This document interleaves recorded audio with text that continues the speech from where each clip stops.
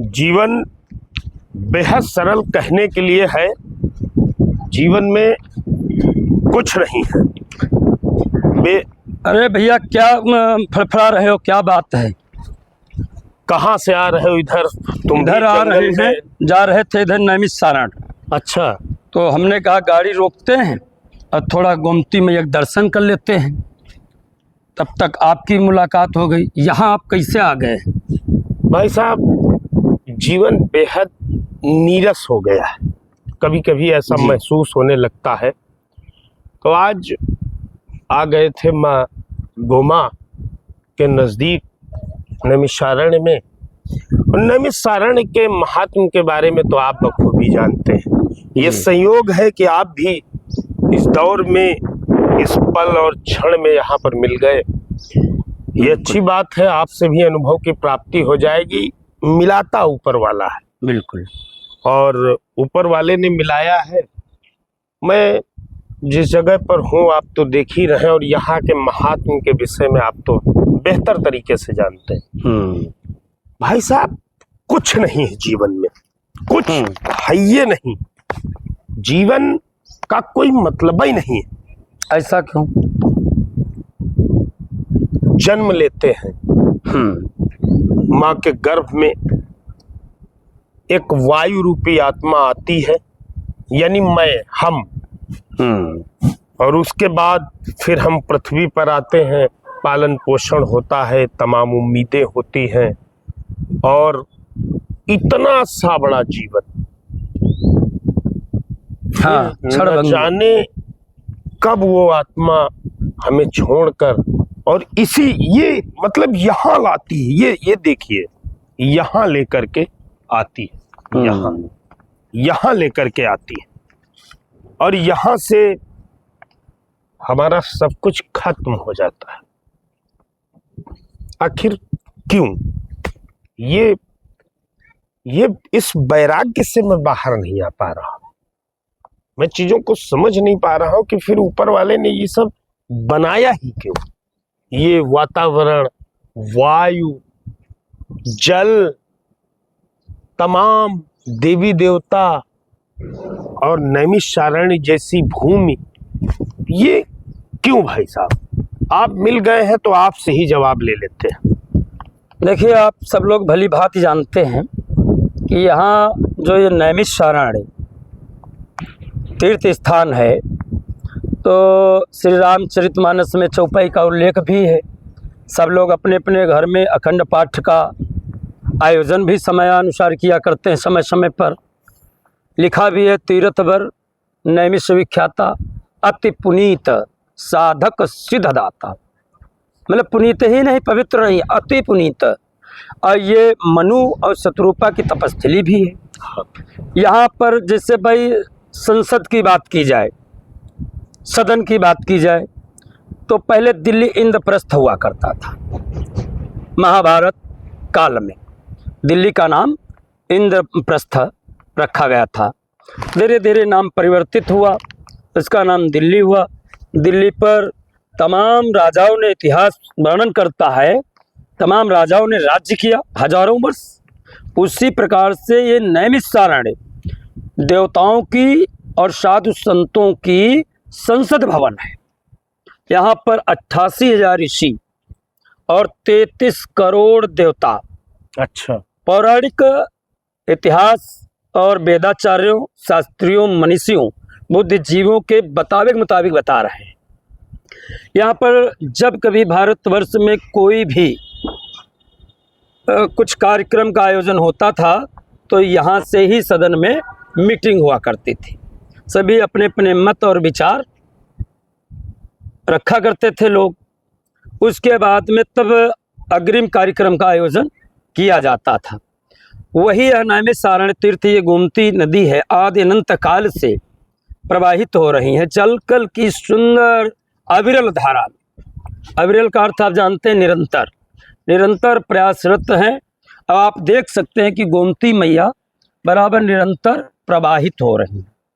ये पाप और मोक्षदायिनी गोमती मैया के नाम से जानी जाती हैं। यहाँ पर भारतवर्ष के दूर दराज कोने कोने से श्रद्धालु संत अनवरत 12 माह मतलब यानी 1 वर्ष निरंतर बराबर आते जाते हैं। यहाँ पर आज प्रथम नवरात्रि है, जहाँ पर बताया गया है माँ दुर्गा के 9 रूप हैं, जहाँ पर ललिता माँ का मंदिर एक खंड पीठ के रूप में विराजमान है, शक्तिपीठ जिसको कहा जा सकता है। चक्र तीर्थ भी स्थान है, जहाँ पर भगवान विष्णु का चक्र सीधे यहाँ पर गिरा। लोग विद्वान लोग तो भाई भागवताचार्य वेदाचार्य तो ये बात कहते हैं यहाँ पर इसलिए गिरा क्योंकि जैसे हमारे शरीर में मध्य भाग की मतलब नाभि या गांव की भाषा में तोंदी कहा जा सकता है, लोग कहते हैं, लेकिन हम आप हिंदी भाषा में नाभि कहते हैं। नाभि का अर्थ ये होता है कि भौगोलिक दृष्टिकोण से भारतवर्ष का ये मध्य केंद्र बिंदु माना जाता है, सेंटर पॉइंट। तो यहाँ पर चक्र तीर्थ में भगवान विष्णु का चक्र गिरा, जहाँ से चक्र तीर्थ माना गया। और आदि गंगा गोमती मैया तो आपके सामने प्रवाहित हो रही हैं। यहाँ पर भोलेनाथ विराजमान हैं, रुद्रावर्त महाराज और ब्रह्मावर्त महाराज। रुद्रावर्त महाराज उत्तर प्रदेश के लखनऊ से चलकर लगभग में 110 या 20 किलोमीटर की दूरी पर जनपद सीतापुर में नैमिषारण्य तीर्थ है, उधर उस भाग में रुद्रावर्त महाराज विराजमान है और उनका प्रादुर्भाव भी हुआ। विद्वान कहते हैं उनका स्थापना नहीं की गई है। भाई साहब बात तो आपकी सभी ठीक है, हाँ, लेकिन ये बताओ जब सब कुछ यही है जी, तो फिर मन को तसल्ली जी, और ये आत्मा का आना जाना क्यों है? इसलिए है क्योंकि ये जिस पृथ्वी पर हम आप लोगों ने जन्म लिया है, संस्कार हमारे तुम्हारे 14 वर्णित हैं, जन्म से लगाकर मृत्यु व संस्कार तक। तो यही तो एक माया है। इस माया में यह माया जगह ही नचावा। अरे अच्छा। इस माया में आप उठाकर रामचरितमानस देखिए, प्रथम में नारद मोह की लीला का वर्णन कर लीजिए। अच्छा। नारद जी को भी 7 माने बच्चों संतानों को जन्म देना पड़ा। नारद जी मतलब पुरुष से महिला में एक बार परिवर्तित होना पड़ा। इतिहास इस बात का गवाह, शास्त्र गवाह है। नारद मोह की लीला आप देख लीजिएगा, ये भी माया में चक्कर में पड़े। यही माया मोह सब था जिसकी बात हम कर रहे हैं। बिल्कुल। और अब अंतिम बात आप 14वें संस्कार की बात करते हैं, मतलब जिसको अंतिम संस्कार कहा जाता है। इसके बाद में भी संस्कार होते, 10वां संस्कार, 13वीं संस्कार, चौथ पाटा और पंचपाटा जो कुछ भी होता है। अब आप सामने दृश्य देख सकते हैं, ये सामने आप देख रहे हैं, सीधे सीधे आप देख लीजिएगा, ये 14वां संस्कार के अंतर्गत आता है। अच्छा, यही 14वां संस्कार है, अंतिम संस्कार है ये। मनुष्य जब तक माँ के गर्भ से पिंड संस्कार होता है, पिंड संस्कार होता है जो 90 दिन में चिकित्सक लोग कहते हैं, आयुर्वेदाचार्य कहते हैं। पिंड संस्कार से लगाकर मृत्यु संस्कार तक ये संस्कार है। अगर देखा जाए, थोड़ी देर के लिए माया से हट जाइएगा तो इस संसार में कुछ नहीं है, लेकिन इस संसार में सब कुछ है। लोग ये कहते हैं कि धरती ही स्वर्ग है। जम्मू कश्मीर चले जाइए, उत्तराखंड इस समय चले जाइए, माँ वैष्णो देवी जाइए, माँ पूर्णागिरी जाइए, बाबा नीम करौली जाइए। ऐसे ऐसे स्थान हैं जहाँ पर प्रकृति की वातावरण और सुंदरता देखकर आपका मन एकदम से विरक्त हो जाए माया से।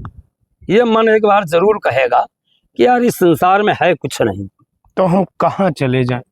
आप कहीं भी रहिए जहाँ मन को शांति मिले।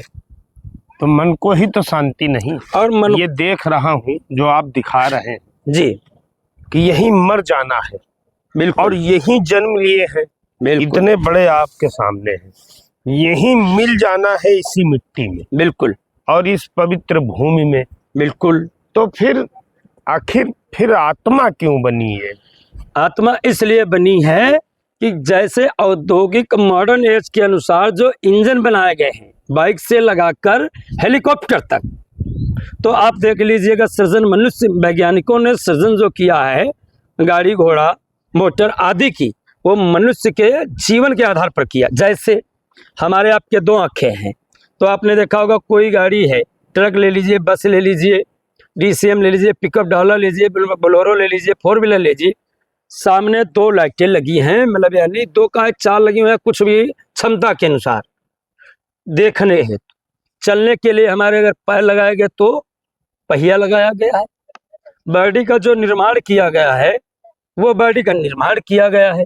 अब आइएगा, आप कहते हो कि ये ऐसा क्यों है हमारे शरीर की बात, तो ये पंच तत्व से मिला हुआ शरीर है। चित्त जल पावक गगन समीरा समीरा। अब पंच रचित यह अधम शरीरा, मतलब अधम शरीरा है। सिर्फ यहाँ जाएंगे तो आपकी नेकी और कर्म के अनुसार और उपकार दान आपके साथ जाएगा। भाई यही नैमिषारण्य है जहाँ पर लोग अपने अर्थव्यवस्था के मुताबिक ट्रकों DCM आप भी देखते हैं, हम भी देखते हैं, दुनिया देखती है, श्रद्धालु लोग लाते हैं, टीन पीपा लाते हैं, अनाज लाते हैं। क्यों लाते हैं? सबको दान करने के लिए, भंडारा आदि का आयोजन करते हैं। क्यों करते हैं? यही साथ में जाएगा और कुछ नहीं जाएगा। कुछ लोग तो अपने तक नहीं कुछ कर पाते हैं, बाकी सब यहीं रह जाएगा। बिल्कुल रह जाएगा, केवल सुकर्म ही साथ जाएगा, ये हमारा मानना है। तो ये गोमा मैया जो बह रही हैं, गोमती नदी, हमारा तो मन कह रहा है कि एक बार चल करके दर्शन नजदीक से कर लेते तो कुछ आत्मा को तसल्ली और पवित्रता मिल जाती। आपका क्या ख्याल है? बिल्कुल ख्याल क्या, अब आए हैं तो माता जी के दर्शन करना तो आवश्यक है। और यहाँ पर आकर अगर माँ गोमती का अगर मार्जन तक भी नहीं कर पाए तो वो भी हमारा आपका जीवन निरर्थक ही मान के चलो। अच्छा, बिल्कुल। तो ये हमारी आत्मा को शांति कैसे मिल पाए? देखिए, आत्मा की शांति की अगर आप बात करते हैं तो हम आपको एक डेमो करके दिखाते हैं, मतलब परीक्षण करेंगे। अच्छा। और जो हमारे दर्शनार्थी और दर्शक बंधु देख रहे हैं वो भी इस विषय पर ध्यान देंगे कि डेमो करके आपको दिखाते हैं कि आपकी आत्मा को कैसे शांति मिलेगी। और ये मैं नहीं कहता हूँ, ये मैं कतई नहीं कहता हूँ, ये हमारे शास्त्र कहते हैं। अच्छा। और इसका हम प्रमाण भी दूंगा आपको भी। आइए पहले मार्जन कीजिए, फिर आपके प्रश्न का हम उत्तर देते हैं।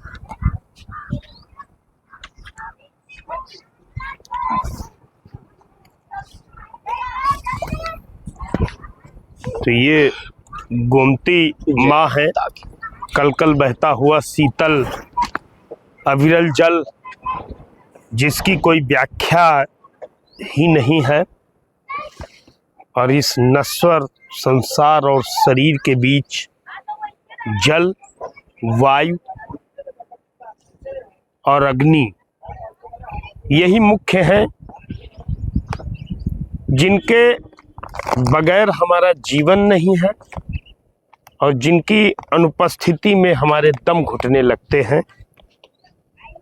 आप देख रहे हैं कि एक उपयोग कोई दिखा रहे हैं हमारे बड़े भाई साहब, ये बेहद अनुभवी व्यक्ति हैं, ये बेहद करीब से देखने का प्रयास मैं करूंगा। भाई साहब, ये क्या दिखा रहे हैं? ये हम आपको आपकी आत्मा जी की शांति के लिए, हाँ, अभी हम आपको एक परीक्षण, मतलब प्रयोगशाला, जिसे विज्ञान में प्रयोगशाला होता है, हाँ, प्रयोग करके दिखाया जाता है। आज से आप परीक्षण करना इस चीज के लिए। तो आत्मा हमारे पास रहेगी ना? आत्मा तुम्हारे पास रहेगी, आत्मा में शांति पक्का मिलेगी। अच्छा अच्छा, हाँ, ये निश्चित है भाई। ये परीक्षण गोमा मैया के घाट पर भाई साहब किस तरह से दिखा रहे हैं, ये कैसा परीक्षण है ये नहीं मालूम, लेकिन ये कह रहे हैं कि आत्मा की शांति इस परीक्षण से जरूर मिलेगी। तो मैं इसे करीब से देखने का प्रयास करूंगा। ये तो बाबा भोलेनाथ की प्रतिमा बन गई मिट्टी की।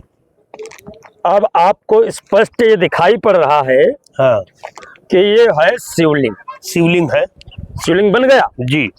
और कहाँ पर बना है? ये गोमा माई के तट पर बन गया। जी रामचरितमानस में जी एक चौपाई गोस्वामी तुलसीदास महाराज ने वर्णित किया है। जी।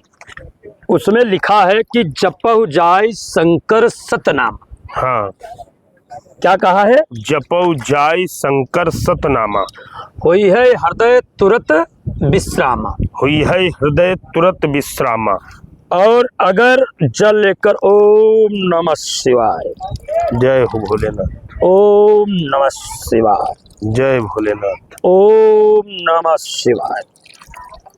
अब आप एक चीज और आपको अवगत करा देते हैं। जी भगवान राम जब लंका पर गए अच्छा। समुद्र के किनारे, तो उन्होंने लिखा, उसमें रामचरित गोस्वामी तुलसीदास ने लिखा है, क्या लिखा है? लिंग था विधवत कर पूजा, हाँ। और शिव समान प्रिय मोहिन दूजा, मोहिन दूजा। दो चौपाई का हमने डेमो करके दिखाया है। मैं अपनी तरफ से कोई बात नहीं कर रहा हूँ, आप इस बात को मान रहे हो? मान रहा हूँ, मतलब जो वर्णित चौपाई है उनके आधार पर मैंने आपको अवगत कराया है भाई साहब। मैं अपनी तरफ से कोई बात नहीं कर रहा हूँ। और इसका परीक्षण आज जब आप विश्राम कक्ष में अपनी जाना, तो भोलेनाथ का नाम हृदय में रखते हुए ओम नमः शिवाय मंत्र का जाप कीजिए। वास्तविक आपकी आत्मा को 100% नहीं, मैं 110% इस बात की गारंटी लेता हूँ कि आपका मन विचलित नहीं होगा, आत्मा और मन बड़ा शांतिकालीन भी होगा। तो ये गोमा माई का तट है नैमिषारण्य में, और मेरी तमाम आंतरिक जो समस्याएं, जिन पर चर्चाएं हो रही थी, उनके विषय में बेहद अनुभवी और अनुभव की खान भाई साहब ने ये जो आप देख रहे हैं शिवलिंग बना करके भोलेनाथ का, और इस शिवलिंग पर भाई साहब ने जो जल चढ़ाया है और तमाम समस्याओं के निवारण की बात ओम नमः शिवाय के साथ में करने का और ये उच्चारण करने की विधि के बारे में मुझे बताया है। ये बेहद सुंदर है। भगवान और जो इष्ट हमारे हैं, इनके नाम को लेने से अंतरात्मा की शांति ही नहीं, हृदय भी गदगद हो जाता है। अच्छा, अब आप भाई साहब हमको बता दीजिएगा, जी अभी आप गोमती मैया के जी से लगभग जी काफी दूर थे, 15-20 मिनट पूर्व हाँ, थे ना? जी आपका मन विचलित हो रहा होगा। हाँ। अब आप गोमती माँ के किनारे पवित्र भूमि की वसुंधरा पर आप पहुंचे हैं, देवी देवताओं की वसुंधरा पर। तो उस भूमि में, इस भूमि में, भूमि तो हर जगह है, पृथ्वी माँ तो हर जगह है, लेकिन कहीं ना कहीं थोड़ा अंतर महसूस कर रहे होंगे। बहुत अंतर। ये तो कहो भाई साहब, मैं यहाँ सुकून की तलाश में आया हुआ था, और तब तक आप कैसे आ गए इधर? हम थोड़ा यही नैमिषारण्य की ओर जा रहे थे, अच्छा, किसी काम के लिए। तब तक आपकी मैंने गाड़ी पुल पर देखा खड़ी। उसके बाद हमने भी अपनी गाड़ी खड़ी कर दिया। तो मैंने कहा चलो पुल के नीचे से उतर कर माँ गोमती के एक बार चरण स्पर्श कर लेते हैं, मार्जन कर लेते हैं। और ये संयोग का विषय होता है। हर व्यक्ति के पास अब मॉडर्न एज के अनुसार समय की बहुत कमी है। लोग अपने नाते रिश्तेदारों के कार्यक्रमों में लोग नहीं शिरकत कर पाते। मुझे सुकून मिला है आपकी बातों से, और इस पवित्र भूमि, इस वसुंधरा पर आने के बाद, और उसके बाद जो आपने प्रैक्टिकल करके दिखाया है जीवन की सच्चाई के बारे में, वो भी वस्तुतः बेहद सुंदर लगा। और मेरी आत्मा ही नहीं, मेरा हृदय भी गदगद हो गया है। और जिस तरह से ये जो दृश्य है, ये जो चारों ओर दृश्य है, प्रकृति, जलती हुई चिता, यानी सब कुछ यही है। बेहद सुंदर, और सुंदरता और आकर्षण का एक केंद्र बिंदु नैमिषारण्य में गोमती मैया, और गोमती मैया के नज़दीक में जो क्षण, जो पल यहाँ पर हैं, और भाई साहब के साथ जो हम समझने का, भाई साहब क्या ऊपर चला जाए? बिल्कुल, मेरी आत्मा जो है वो बेहद शीतलता पा चुकी है। और मैं आपके द्वारा मुझे जो दिया गया है ये मंत्र मेरी हृदय की तसल्ली और अंतरात्मा की शुद्धता और मन की शीतलता इन शब्दों के उच्चारण और ये जो आपने मुझे बताया कि ओम नमः शिवाय, बिल्कुल इसका जाप करने से तमाम पाप कट जाएंगे, मोक्ष की प्राप्ति हो जाएगी। भोलेनाथ का एक नाम त्र्यंबकेश्वर भी नाम जाना जाता है। अच्छा। त्र्यंबकेश्वर का मतलब यह है कि अगर कोई व्यक्ति अंतिम सांसें ले रहा हो तो एक मंत्र है, त्र्यंबकम यजामहे सुगंधितम पुष्टिवर्धनम। आपको ये मंत्र मालूम होगा। तो उससे क्या होता है कि गगन मंडल में जब ये जीव आत्मा भटकती है, ऐसा विद्वान कहते हैं, तो एक बार पुनः अपने इस ढांचा रूपी शरीर में स्थायी रूप से रुक जाती है। तो भोलेनाथ का नाम त्र्यंबकम भी एक शब्द है। त्र्यंबकम का मतलब तीनों लोकों में अगर ये आत्मा भटकती है तो भोलेनाथ के पास कंट्रोल पावर है।